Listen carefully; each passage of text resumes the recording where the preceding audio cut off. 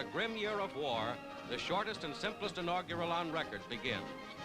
Former Vice President On Saturday, the 20th of January 1945, an extraordinary occurrence took place in the annals of the United States. This day marked the inauguration of Franklin Delano Roosevelt, who was commencing his fourth term as President of the United States. Initially elected in 1932, he had been in office since March 1933. Roosevelt, often referred to as FDR, was notable not only for being appointed to a fourth term, but his third term was also singular in nature. No other figure in United States history has ever served more than 2 terms. However, these were unusual times. America was at war. Millions of American soldiers and military personnel were overseas in the Pacific and Europe, and every aspect of life in the United States had changed to become one of the most tumultuous periods in the nation's history, with a multitude of American servicemen and women stationed abroad in the midst of a global conflict that affected virtually every citizen. The fourth inauguration of Roosevelt was a notable occasion which occurred on the south portico of the White House rather than at the Capitol building. This event was conducted with minimal fanfare due to the widespread austerity imposed by the war. It is possible that many individuals perceived Roosevelt's inauguration for a fourth time as excessive. However, the 22nd Amendment, which was passed in 1951, prohibited anyone from serving beyond 2 terms, consistent with the tradition established by George Washington as America's first president. Nevertheless, few would argue against the notion that Roosevelt was one of America's greatest presidents. He was not the sole Roosevelt to hold the presidency. His cousin, Theodore, also known as Teddy Roosevelt, had previously served as the 26th President of the United States from 1901 to 1909. Consequently, the Roosevelts are one of only 4 families to have produced 2 presidents alongside the Adams family, the Harrison family, and the Bush family. Furthermore, given that FDR served 3 full terms and commenced a fourth, no family has occupied the White House for a longer period. This narrative recounts the story of the most influential family in American political history. It is only proper that a family destined to exert such a profound influence on American society should have deep roots in the country. The roots of the Roosevelt family in America extend all the way back to the beginning of the colonial era, a time when their Dutch ancestors migrated to the Dutch colony of New Amsterdam from the Low Countries.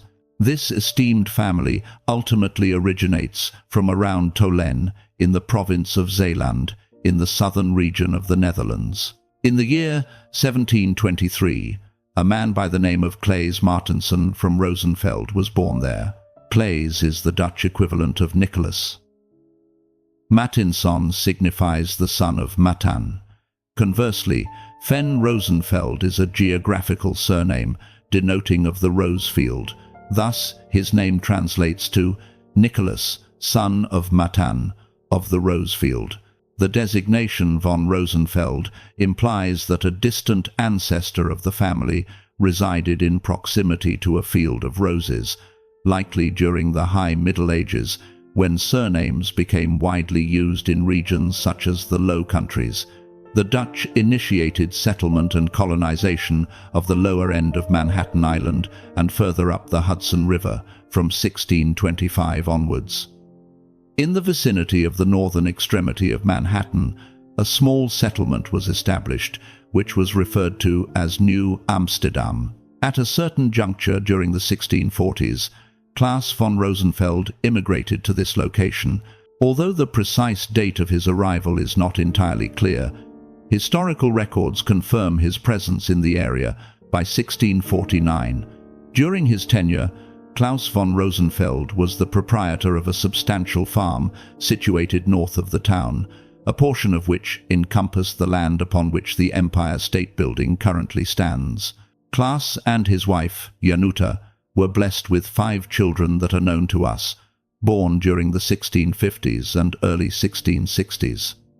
The Class family resided until 1779, a sufficient duration to witness England's seizure of New Amsterdam from the Dutch in 1664, thereby triggering the Second Anglo-Dutch War and subsequent renaming as New York.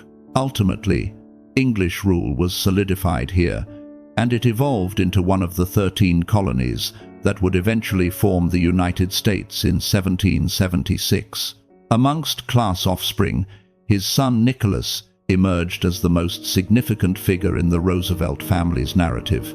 A record of his baptism exists in New Amsterdam, dated the 2nd of October, 1658, indicating that he was likely born in early October, as baptism typically occurred within 48 hours of birth during early modern times. By the time his father passed away, with Nicholas in his 20s, New York was firmly established as an English colony. In the early days of English rule, there had always existed the possibility that the Dutch would attempt to reclaim it, as there was warfare between the English and the Dutch from the 1650 to the 1670.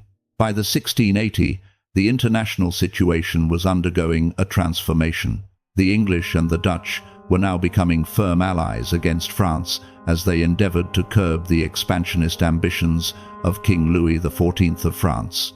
Therefore, old Dutch settler families, such as the Van Rosenfelds, whose loyalties had previously been suspected by the English government in New York, were accepted as subjects, and life assumed a more regular shape there. Nicholas had spent some of his youthful years residing up the Hudson River as a full-time trader. As the Dutch settlers became more accustomed to English rule, he relocated to New York.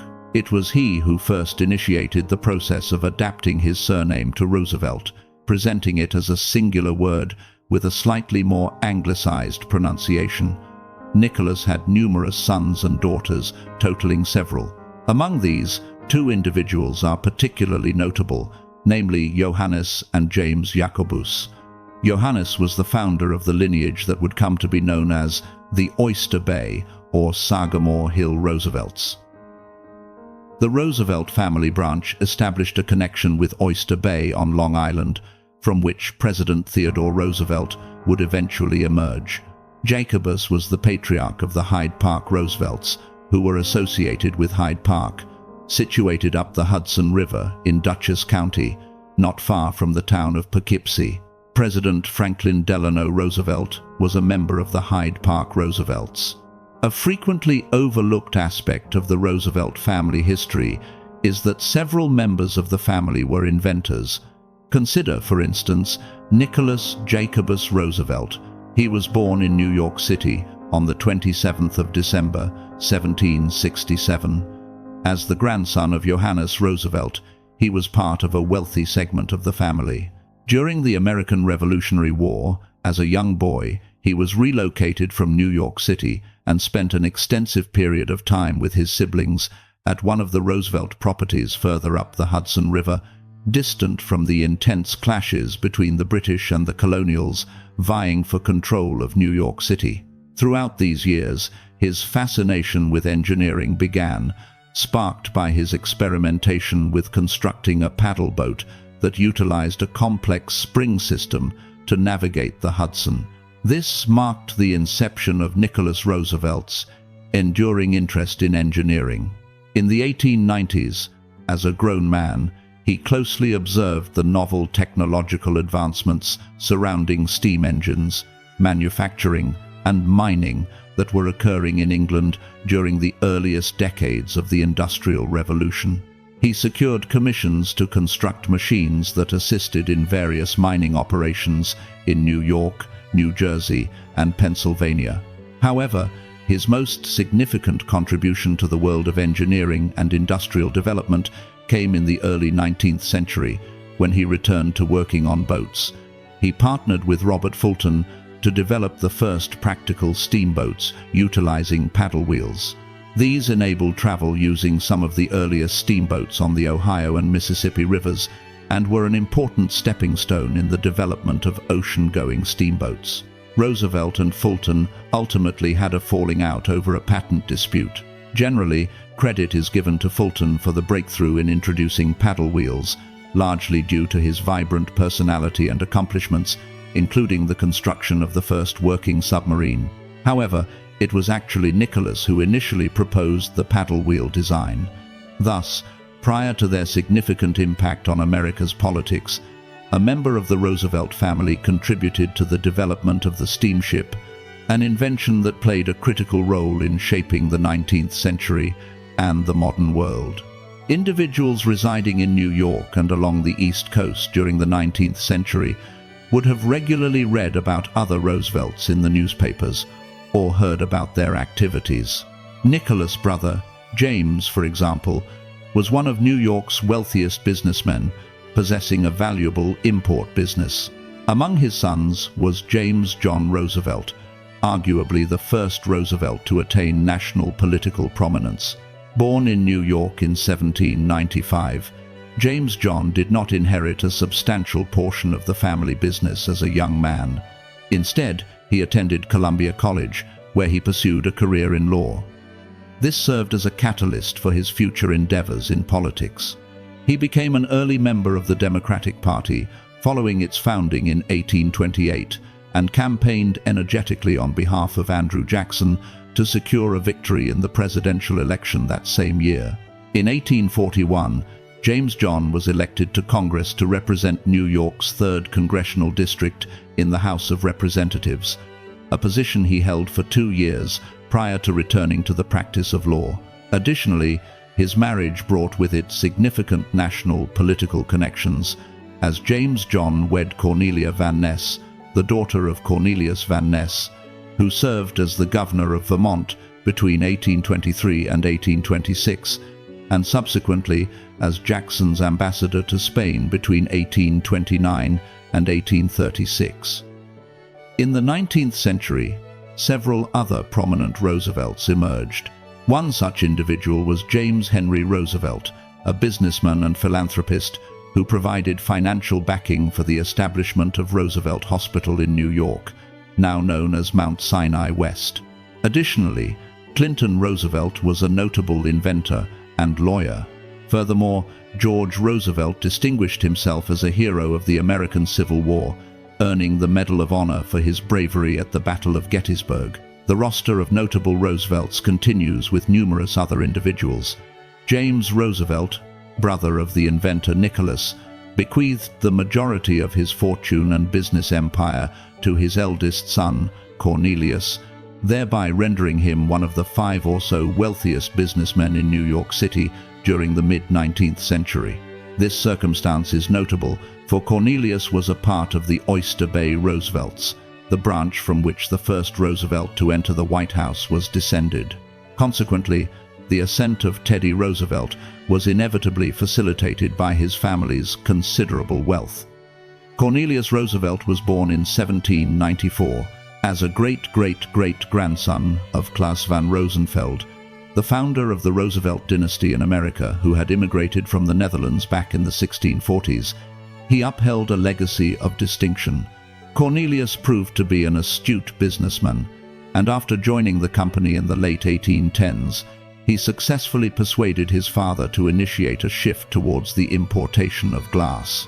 This strategic move coincided with a period when residences were becoming easier to heat during winter, leading to the construction of homes with large windows, a design element that had previously been perceived as a drain on heat. During the economic crisis of 1837, he acquired a substantial amount of Manhattan property at drastically reduced rates, and subsequently realized a significant profit when the market experienced inflation. Ultimately, in 1844, he was among the founders of Chemical Bank, a direct forerunner of today's J.P. Morgan Chase Bank. It is noteworthy that upon Cornelius' death in 1871, he bequeathed an extensive estate to his children. Among these beneficiaries was Theodore Roosevelt Sr., who was the father of Theodore Roosevelt Jr. The individual known as Teddy Roosevelt, who would ascend to the presidency in 1901. Theodore Sr. had experienced an abortive political career in his own right. He had been nominated to assume the position of Collector of the Port of New York, a prominent financial office within the city. This transpired in 1877, following the ascension of Rutherford B. Hayes to the presidency. The nomination of Theodore Roosevelt was, however, rejected by the Senate, thereby abruptly ending his political career. Theodore Roosevelt Jr., affectionately known to all as Teddy, was born on the 27th of October, 1858. He was the great-great-great-great-great-grandson of Classon Rosenfeld, thus making him a part of the 8th generation of the Roosevelts in America. Teddy, having been a frail child, suffered from debilitating bouts of asthma. He became determined not to let his poor health limit him in life. It is possible that this determination was the catalyst for the sheer energy and drive that characterized his life. He also learned early on that physical activity seemed to help prevent asthmatic attacks over the long term. Roosevelt attended Harvard as a young man, excelling in the study of the classics and history. He would go on to become an acclaimed writer, with his work, The Naval War of 1812, published in 2 parts in 1882, being a major commercial and critical success that launched him as a history writer. By the time he had attained a substantial fortune following the premature death of his father in 1878, he was a man of considerable wealth. 2 years thereafter, he allocated a portion of his inherited funds towards the acquisition of an estate situated at Oyster Bay on Long Island. In the subsequent years, a grand estate was constructed on this site, known as Sagamore Hill. This estate would eventually become a summer White House during Roosevelt's presidency. It was for this reason that this branch of the Roosevelt family came to be known as the Oyster Bay or Sagamore Hill Roosevelts. However, Theodore Roosevelt lost the majority of his wealth after he relocated to the western region to establish a large cattle ranch in the Dakotas. The winter of 1886 was extremely bitter in the Great Plains, and a large proportion of Roosevelt's herd froze to death. Nevertheless, he was able to fall back on writing and return to the East Coast. By the 1890s, he was successfully entering New York politics, and he became the New York City Police Commissioner between 1895 and 1897. National politics was now beckoning for Roosevelt. He was a figure whose writings had rendered him a renowned individual prior to his endeavor to establish himself in Washington. By the year 1897, he was appointed as Assistant Secretary of the United States Navy by President William McKinley. This transpired notwithstanding his having supported McKinley's rival, Thomas Brackett Reed, to become the Republican Party's candidate the preceding year. When the USS Maine was sunk in Havana Harbor during Spanish endeavors to quell a revolt in its colony of Cuba in February 1898, Roosevelt, an advocate of American imperialism, forcefully backed war with Spain. This stance conflicted with McKinley's desire for a diplomatic solution. Ultimately, the war party prevailed, and the shooting Spanish-American War commenced. Roosevelt relinquished his position as Assistant Secretary of the Navy to personally lead a ragtag division of men to invade Cuba. This was an expedition that he narrated in his best-selling memoir, The Rough Riders, published in 1899. By the time the book was published, the war with Spain was over, with the United States claiming control over Cuba, the Philippines, Puerto Rico, and Guam. Roosevelt's public profile was bolstered by the expedition, and he returned to America to be immediately elected as governor of New York. He occupied the position for 2 years. The tenure of the office was ultimately cut short by the death in office of McKinley's vice president, Garrett Hobart. Needing a new vice presidential candidate for the 1900 election, McKinley was convinced to place Roosevelt on the ticket. His energetic campaigning and popularity with the public contributed in part to McKinley's comfortable victory. Roosevelt was sworn in as McKinley's vice president on the 4th of March, 1901. Less than 7 months thereafter, he ascended to the presidency as the 26th President of the United States, following the untimely demise of President McKinley, who met his end by way of assassination. This unfortunate event marked the third occasion in a period of 36 years that a president had fallen victim to assassination, preceded by the tragic losses of Abraham Lincoln and James Garfield. President McKinley succumbed to his injuries 8 days thereafter, ultimately falling to a gangrenous infection that had developed in his wound, inflicted by an anarchist named Leon Czolgosz. President Teddy Roosevelt was an individual driven by unyielding ambition. Notwithstanding his origins in a wealthy and privileged background, and his unwavering stance as an unrepentant imperialist who firmly believed that America was destined to assert its dominance over the Western Hemisphere and emerge as a global power, he remained resolute in his determination to restrain the immense titans of American industry and banking, cutting them down to a more manageable size. During the latter half of the 19th century, a modest group of entrepreneurs, industrialists, and financiers had amassed tremendous power in the United States. This clique comprised notable figures such as the oil tycoon John D. Rockefeller, the financier John Pierpont Morgan, and the steel magnate Andrew Carnegie. Their influence was so profound, and the perception that they were consolidating the wealth of American society into their own hands so pervasive that they came to be known as the robber barons.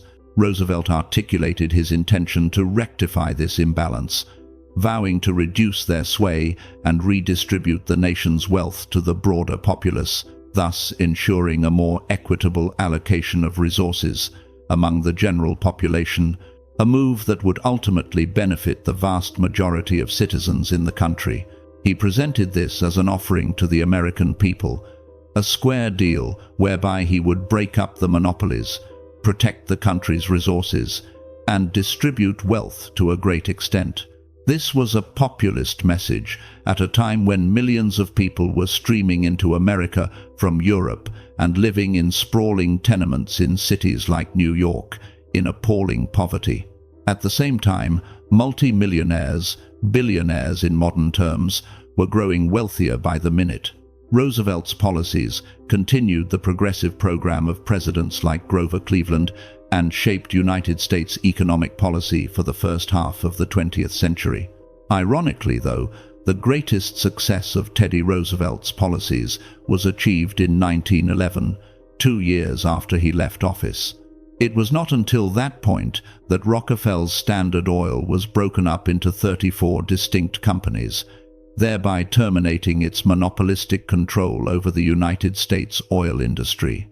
In hindsight, Roosevelt's square deal and efforts to reduce the power of the obese barons are typically regarded as decent measures intended to improve the appalling inequality of United States society at the dawn of the 20th century. Nevertheless, these actions should not be viewed through an overly optimistic prism. Roosevelt's 8 years in office were characterized by a significant amount of division and violence in American life, as well as a major economic crisis. There had been massive labor strikes in the late 19th century, such as the Homestead Strike of 1892 and the Pullman Strike of 1894. These instances had occasionally entailed hundreds of thousands of workers and had resulted in bloodshed and loss of life. Such disorder continued into Roosevelt's tenure as president. In the month of May 1902, the anthracite coal strike commenced in eastern Pennsylvania. This strike persisted for over 6 months and enveloped over 100,000 workers. What was distinctive about this particular circumstance was that Roosevelt intervened directly. Former presidents had perceived large labor disputes as an issue to be resolved amongst workers and their representatives and their employers. President Roosevelt appointed a commission to mediate the matter. The strikes in Pennsylvania concluded amicably, and workers received a pay increase and a reduction in their work hours. However, other strikes were not resolved as cleanly. In the case of the Colorado labor strikes of 1903 and 1904, the strikes became violent. Roosevelt resisted calls to deploy the military and ultimately clashed with the governor of Colorado, James Peabody, who sent in the National Guard to brutally suppress the strikes. Apparently, Roosevelt's management of these issues, as tumultuous as the situation became in Colorado, was regarded favorably by workers and the general populace. When the 1904 United States presidential election took place on the 8th of November, he comfortably secured the election with over 7 million and 12 million votes, compared to 5 million votes garnered by the Democratic Party candidate Alton Parker. Roosevelt's foreign policy was even more successful than his domestic endeavors. His imperialist aspirations were evident in relation to two nations, specifically Venezuela and Panama. In the year 1902, the government of Venezuela essentially defaulted on its considerable foreign debts to Britain, France, Germany, and other countries. The Monroe Doctrine, as articulated by President James Monroe as far back as 1823, had stated that the United States considered the Western Hemisphere to be its sphere of influence, in which it had a right to oppose European interventions. Consequently, when the Europeans, particularly the Germans, dispatched naval forces to blockade Venezuela's ports until it commenced paying its debts, the argument was that these powers were breaching the Monroe Doctrine. Roosevelt initially procrastinated, as there had been no land invasion of Venezuela. Ultimately, however, he commenced pressuring the Germans and forced them to abandon the blockade in 1903. A year later, he incorporated the Roosevelt Corollary into the Monroe Doctrine during his State of the Union address to Congress. This declaration asserted that the Monroe Doctrine could encompass the United States' willingness to intervene in order to manage the debts of Latin American nations where they might compromise American interests. Elsewhere, in 1904, the United States assumed control of the project to construct the Panama Canal from the French. This was a project that they would see through to completion in 1914. Roosevelt's most notable hour on the international stage, however, came during his second term, when he mediated the peace negotiations between Russia and Japan following the brief Russo-Japanese War of 1904 to 1905. This culminated in the Treaty of Portsmouth, which was formally signed at Portsmouth Naval Shipyard in the state of Maine during the month of September 1905. As a result of his pivotal role in bringing the conflict to a close, Roosevelt was bestowed the Nobel Peace Prize in 1906. Roosevelt is renowned for being one of the 4 men whose likeness is immortalized on Mount Rushmore today. The profound impact he has had on popular culture is far-reaching, yet often overlooked in a manner that is quite frequent. In the early years of the 20th century, a colossal number of teddy bears were produced, modeled after an incident involving Roosevelt. During the month of November 1902, he was in Mississippi on a hunting trip with the state governor. When no animals were caught, officials decided to have a wounded bear tied up for him to shoot. Although Roosevelt was an enthusiastic big game hunter, he found the notion of shooting something that he hadn't hunted and which was tied up for him to shoot utterly distasteful. He refused to carry out the act merely for a staged photo opportunity. Notification of the occurrence disseminated rapidly, and a caricature was published in the Washington Post, which portrayed the bear as a friendly cub, accompanied by the title, "Drawing the Line in Mississippi." Morris Mictom, a toy maker in New York, subsequently resolved to manufacture a stuffed toy inspired by the occurrence. He advertised it in his shop window as Teddy's Bear. It was fundamentally a bear cub, but with exaggerated features, such as wide eyes and so forth, to render it more friendly in appearance for children. Over time, as the notion disseminated, Teddy's Bear evolved into the teddy bear and became a method of referring to virtually any stuffed toy depicting a bear. Hello, I'm delighted to assist you with our voice services. Choose a voice that resonates with you, and let's begin our creative audio journey together. As vice president, he had served a small part of the term won by McKinley in the 1900 election. Roosevelt agreed not to stand for election in the 1908 presidential election on the basis of the tradition, although there was a gray area in his case, which would become an issue years later. In the year 1908, Roosevelt made the decision that he would not seek re-election, having recently navigated the nation through a period of economic turmoil, the Panic of 1907, which may have slightly diminished his popularity amongst Americans who felt the financial strain in their pockets. He opted to step aside. Notwithstanding this, his successor as the Republican candidate, William Howard Taft, went on to win the election comfortably in the end. Following his departure from office, Roosevelt promptly embarked on an expedition to Africa on behalf of the Smithsonian Institution, traversing the continent from Kenya to the Congo and subsequently traveling up the River Nile. He returned to America in the summer of 1910, and a few months thereafter became the first United States president, having previously served to fly in an airplane. Roosevelt's Africa expedition and his feats in the sky all underscored his unwavering energy, even as he entered his 50s. The policies pursued by President Taft, an individual whom Roosevelt had largely chosen as his successor in 1908, also left him discontented. It remains unclear precisely when Teddy decided to renege on his promise not to seek another term as president, but the decision of a group of Ohio Republicans in November 1911 to endorse him as their preferred candidate in the 1912 U.S. presidential election brought the issue to the forefront. During the initial weeks of 1912, Roosevelt commenced publicly stating that if the party and the people desired his return, he would acquiesce. Thus, he entered the arena challenging Taft, the incumbent, as well as Robert La Follette.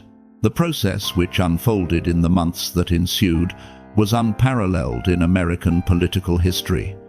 Roosevelt garnered more votes during the primaries and caucuses.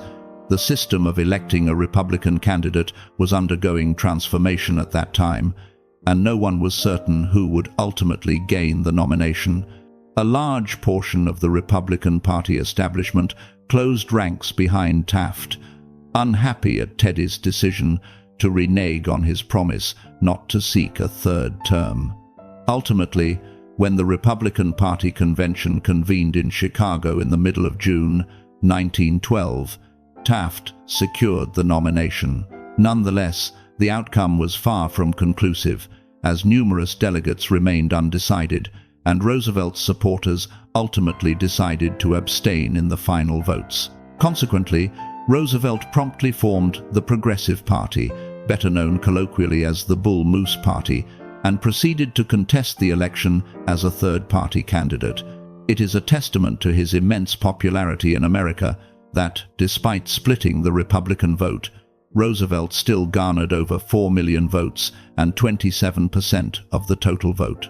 He ultimately concluded his campaign ahead of Taft, but was defeated by the Democratic Party candidate Woodrow Wilson. Had the Republican Party vote not been divided and Roosevelt selected as their candidate, he would have secured a third term. Roosevelt did not lament his loss in the 1912 presidential election for an extended period. He immersed himself in the subsequent challenge. Dating back to 1909, the Brazilian explorer Cândido Rondon had uncovered the headwaters of the Amazon River. In December 1913, Roosevelt and Rondon embarked upon an expedition up the River of Doubt, a tributary of the Awana River, which is part of the vast complex of rivers that form the Amazon basin. The two men explored the region and conducted a thorough scientific survey that lasted until the late spring of 1914. Within a few weeks after his return to the United States, Europe was plunged into a diplomatic crisis following the assassination of Archduke Francis Ferdinand, the heir to the Austro-Hungarian Empire. The First World War broke out in late July. From the outset, Roosevelt was a staunch supporter of the United States, forming an alliance with Britain and France against Germany.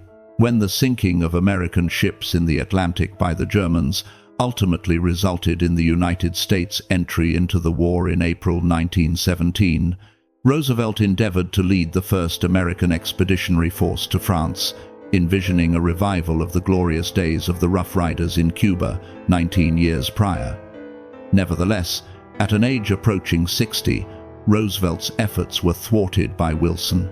Consequently, Roosevelt devoted the remainder of the war to advocating for a close relationship with Britain upon the cessation of hostilities and for an international organization to mediate relations between the world's nations following the war. Theodore Roosevelt would ultimately never live to witness the establishment of the League of Nations in 1920. He passed away in his sleep at his residence at Sagamore Hill due to a pulmonary embolism on the night of January 6, 1919. At the time, Vice President Thomas Marshall remarked that, to quote, "Death had to claim Roosevelt while he was sleeping, for if he had been awake, there would have been a struggle." Theodore Roosevelt had passed away. However, even as the old leader was being laid to rest, another Roosevelt was emerging to take his place. Franklin Delano Roosevelt was a descendant of the Hyde Park Roosevelts. He was a great-great-great-great-grandson of Claes Rosenfeld, the founder of the family's presence in New York, which dated back to the 1640s. The great-great-grandfather of Franklin, Isaac Roosevelt, was a prominent figure who vehemently opposed British rule in New York during the American Revolutionary War. Throughout the period spanning from 1777 to 1792, Isaac held a seat in the New York State Senate, while also serving as the president of the Bank of New York between 1786 and 1791. Meanwhile, another ancestor of Franklin's, also named Isaac, was a relatively introverted character who withdrew from New York life, opting instead to become a farmer upstate at Hyde Park.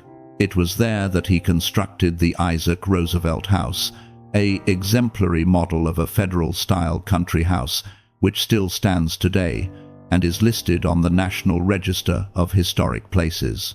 Franklin would reside in this location for a substantial amount of time during his youthful years, at which point his uncle, John, was the owner of the residence. Franklin's paternal figure was James Roosevelt, affectionately referred to as Squire James, a nickname bestowed upon him due to his affinity for horse breeding and the perception of him as a country squire residing on an estate in rural New York.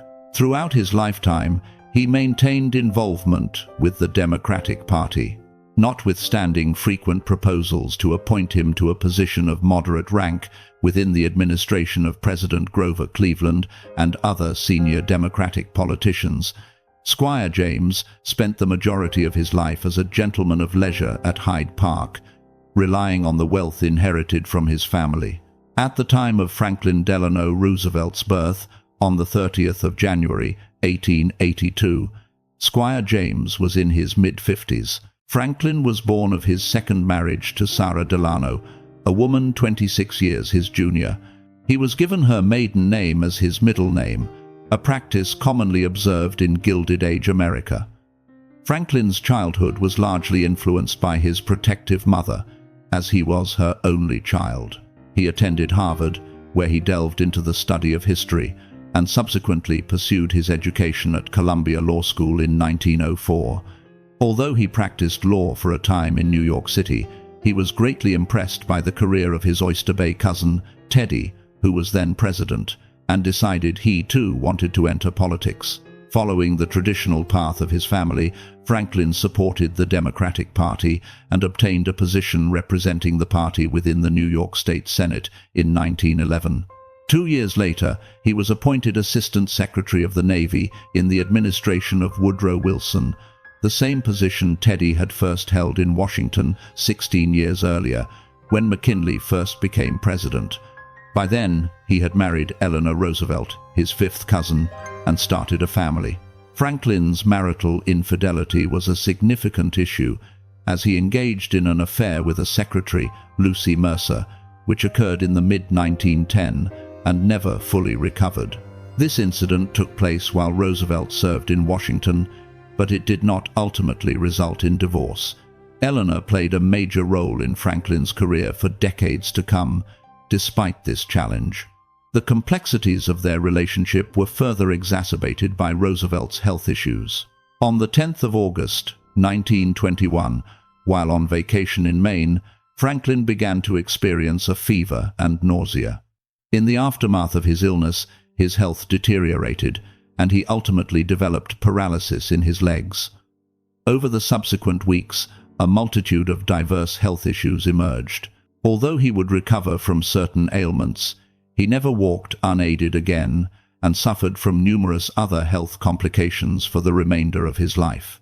It is generally assumed that Roosevelt contracted polio in August 1921, though the evidence is not definitive, and it could also have been Guillain syndrome, a rare autoimmune disorder wherein the body commences attacking the central nervous system. Franklin devoted the next several years to attempting to regain his health. He attained the stage where several of the very serious symptoms he was suffering from, including blood clots, ulcers, and urinary retention, diminished to a certain degree. Nevertheless, he never regained the use of his legs. During the 1920s, it was deemed utterly impossible for an individual confined to a wheelchair to attempt to run for elected office. Consequently, Roosevelt commenced training himself to walk, utilizing a set of large iron braces that were fitted over his legs and underneath his trousers. Through this method, he was able to move short distances with the appearance of walking stiffly.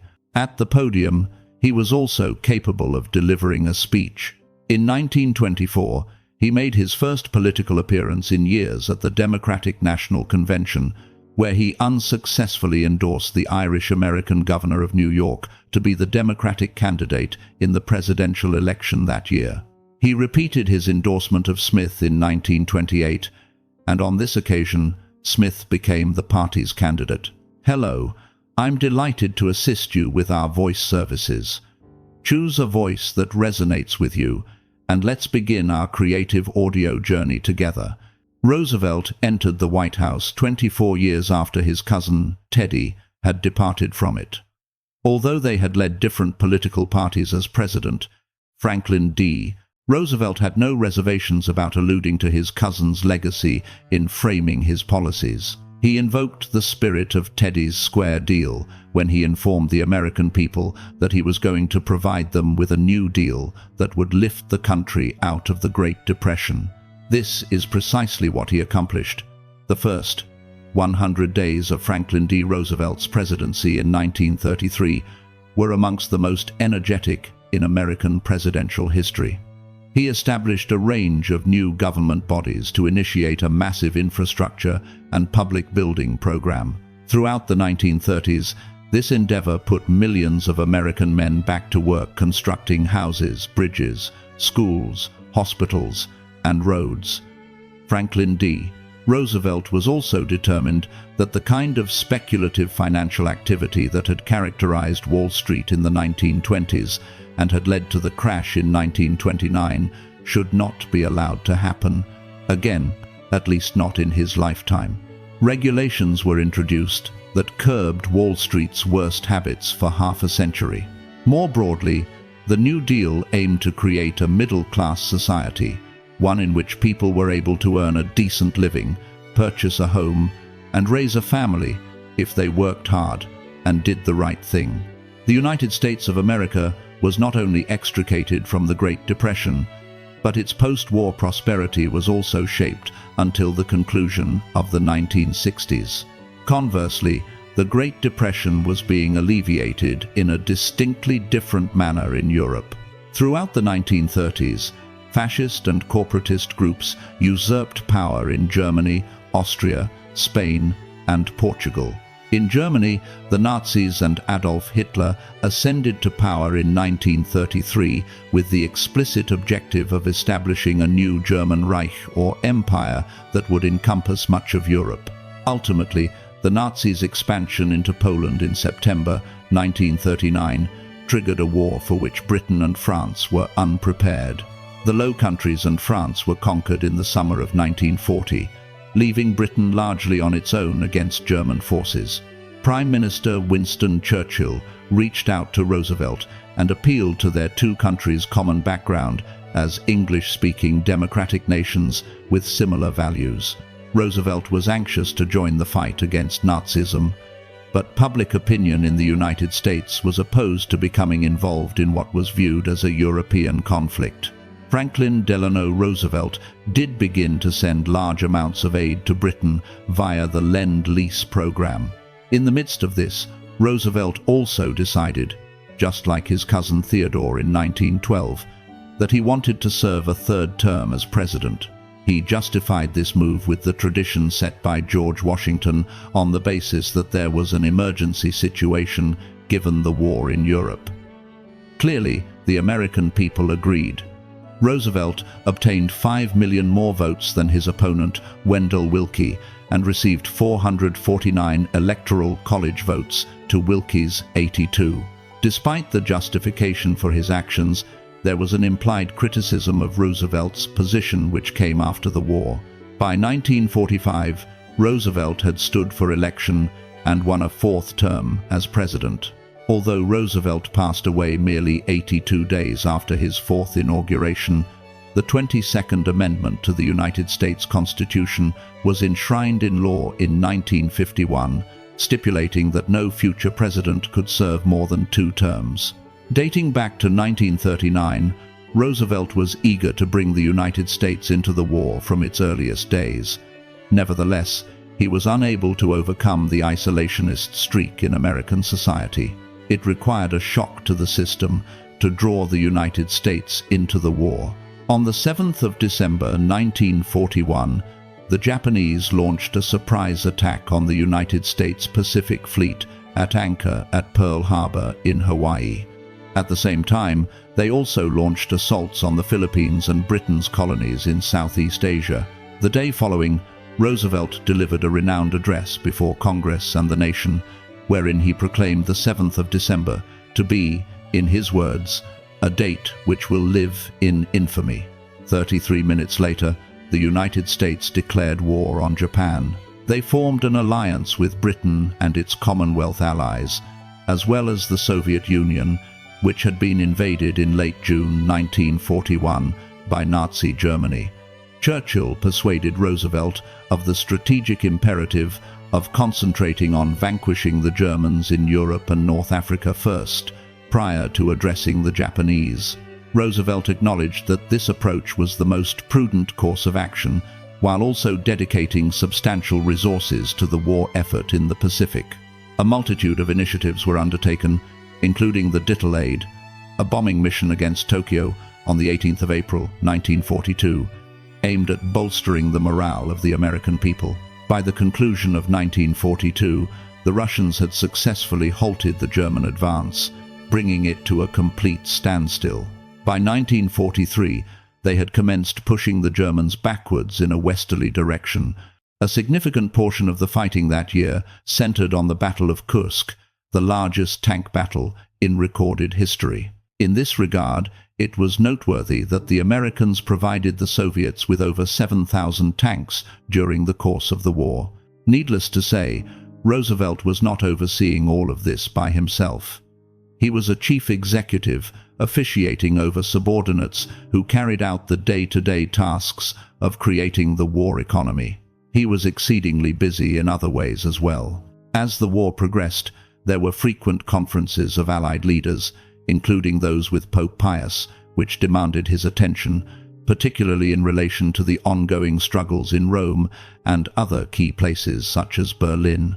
The first of these convened in Washington merely 2 weeks after the attack on Pearl Harbor. Upon the launch of Operation Torch to secure the North Africa campaign in November 1942, the first major international Allied conference took place in Casablanca, Morocco, in January 1943. Other major conferences ensued, including the Quebec Conference of August 1943, the Cairo Conference of November 1943, and the Tehran Conference a few weeks thereafter. The conference at Bretton Woods occurred in July 1944, and, more famously, The Yalta Conference transpired in February 1945. These gatherings were not solely devoted to military planning and strategy. The post-war world order was being forged at these conferences. The travel involved was arduous for Roosevelt, whose health was deteriorating further under the strain of the war. His presence at Tehran and Yalta was especially invaluable, as he ultimately acted as a mediator between Churchill and the Soviet leader Joseph Stalin. Stalin was clamoring to claim as much of Europe for the Soviets after the war as possible. Churchill was equally determined that countries like Greece and Poland would remain within the Western sphere of influence. At the same time, notwithstanding the wartime emergency, a new presidential election took place on the 7th of November 1944. Roosevelt emerged victorious once more, defeating Thomas E. Dewey by 432 electoral college votes to merely 99, although the popular vote percentage was closer than this landslide suggests. In the end, Roosevelt would serve less than 3 months of his fourth term. On the 12th of April 1945, after years of ill health that he had soldiered through, he passed away at 63 years of age. He was succeeded by his vice president, Harry Truman. Fewer than 4 weeks after Roosevelt's death, the Nazis surrendered in Europe as Germany and its capital, Berlin, were overrun.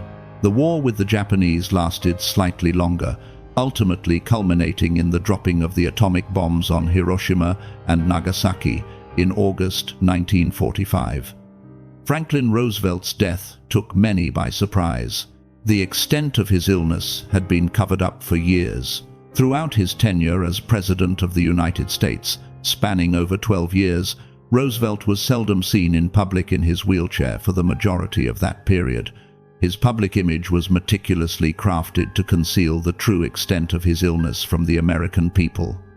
This, however, was not the sole aspect of his life that was carefully managed. His marriage, too, was presented in a highly favorable light to a considerable degree. Franklin and Eleanor's relationship had never fully recovered from his affair with Lucy Mercer in the 1910s. This circumstance was not alleviated by the fact that he retained intermittent correspondence with Mercer for the remainder of his life, even after she married in 1920. Lucy, for example, visited Franklin merely days prior to his demise. Her own husband had passed away the preceding year. This rendered Eleanor's life as the longest-serving First Lady in United States history arduous. She is a woman deserving of acknowledgement as more than just Franklin Delano Roosevelt's spouse. As First Lady, she advocated for numerous causes that were important to her, including the burgeoning civil rights movement. Eleanor Roosevelt occasionally held press conferences, wrote a newspaper column, appeared on the radio, and regularly gave speeches. After the war ended, and following the passing of Franklin, Eleanor Roosevelt took up the mantle of what had been a long-standing Roosevelt cause, a notion that had initially been championed by Theodore. The idea that the United States should join the United Nations had been a vision of the country aspiring to play a leading role in the world, but the United States had never actually joined the League of Nations, a concept that had first been promoted by Theodore. Following the war's conclusion, Eleanor Roosevelt worked tirelessly to ensure that the United States would join the United Nations, which replaced the League of Nations. She became the first chair of the UN Commission on Human Rights and played a pivotal role in drafting the Universal Declaration of Human Rights. Until her passing in 1962, at the age of 78 years, she continued to serve, holding the position of chair of the Presidential Commission on the Status of Women in the administration of President John F. Kennedy. During the midpoint of the 20th century, a prevailing opinion held that the Roosevelts would likely continue to occupy a prominent position in American politics for decades to come. After all, Teddy and Franklin had occupied the White House for 20 years in total, between 1901 and 1945. Furthermore, there were new generations of Roosevelts who appeared to be ascending the ladder of national politics. Teddy's son, Theodore Roosevelt III, was an assistant secretary of the Navy in the government of President Warren Harding in the early 1920s, and later served as governor of both Puerto Rico and the Philippines under President Hoover. His further promotion was thwarted as the Republicans lost power in 1933, and he died in 1944 of a heart attack in France after D-Day. A further descendant, Theodore Roosevelt V, is a prominent banker today who has taken an interest in politics from an environmental perspective, though without entering politics directly. On Franklin's side, one of his sons, Franklin Delano Roosevelt Jr., followed most closely in his father's footsteps. After serving in the Second World War, he entered Congress in 1949 as a member of the House of Representatives for New York's 20th Congressional District. He attempted on 2 occasions to run to become governor of New York, a position that had acted as a stepping stone to the White House for both Teddy and Franklin. But Franklin Jr., he was unsuccessful. He obtained the post of Undersecretary of Commerce in the administration of President Kennedy in 1963. Thereafter, his political career fizzled out. Another of FDR's sons, James, represented California in the House of Representatives until 1965. Following this, the Roosevelts faded from national politics. The Roosevelt family possesses a claim to being the most important dynasty in the history of the United States. Their story in North America is nearly as old as that of European colonization there. The founder of the family, Claes von Rosenfeld, arrived at what was then known as New Amsterdam from the Dutch Republic in the 1740s. Unlike the founders of other Dutch-American dynasties in America, such as the Vanderbilts, the Roosevelts were important and powerful individuals within what soon became New York under English rule from the earliest days of the colony. By the 18th century, the family had divided into 2 primary groups. The Roosevelt family, specifically the Oyster Bay Roosevelts, who were later associated with Sagamore Hill on the north shore of Long Island, and the Hyde Park Roosevelts, further upstate along the Hudson River near Poughkeepsie, boasted a rich history. During the 18th and 19th centuries, the 2 branches of the family produced numerous businessmen, bankers, state politicians, inventors, and scientists. Prior to their rise to national prominence, the Roosevelts were an extremely important family within New York society. However, it was 2 figures who have made the Roosevelt name synonymous with American politics: Theodore, commonly known as Teddy Roosevelt, and his cousin Franklin Delano Roosevelt, better known simply as FDR. In the year 1901, upon the assassination of President McKinley, Teddy rose to the presidency. His ascension to the Oval Office may have been an unforeseen consequence of a political event, yet he ultimately emerged as one of the most significant presidents in American history, addressing the paramount issues at home and striving to establish the United States as a rising global power abroad. As a result, he is immortalized on Mount Rushmore alongside Washington, Jefferson, and Lincoln. Nevertheless, when it comes to contemporary assessments of who has been the greatest president in United States history, it is his cousin Franklin who often tops the list. Franklin Delano Roosevelt is revered alongside Washington and Lincoln. It is arguable that Franklin Delano Roosevelt surpassed these other figures, great as their accomplishments were.